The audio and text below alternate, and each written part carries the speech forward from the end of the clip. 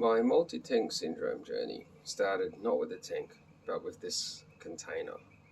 The boy came home with a couple of goldfish and some dechlorinator and nothing else.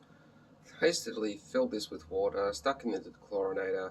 I had a air stone that I used to keep my live bait alive when I'm fishing. I chucked that in there, and the fish survived for quite a while until I was in hospital and I left my wife to look after them. Then the boy got more fish, and so we decided, let's get a tank. So we got this little tank. It had 2 goldfish in it.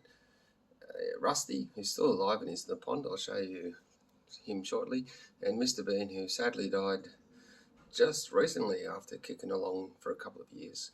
I realised this tank was way too small for goldfish, and so they got moved, but I'll show you them shortly.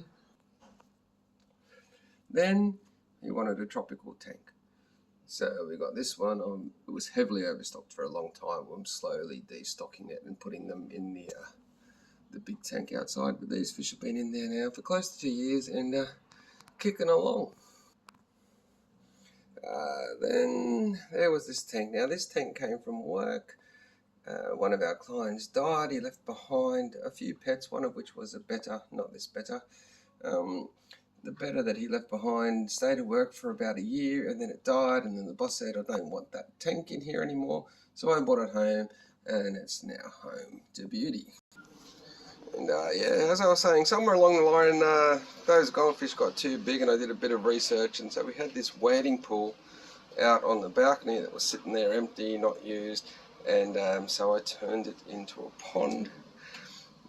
Rusty, still going. There he is. He's the guy. He's gone blind in one eye. He's nearly 3 years old, but he's still kicking, and he's got some friends, as you can see. Then I wanted some pea puffers, so I got this little tank. I found it in a council cleanup, and it's home to the murder beans. Where are you? There he is.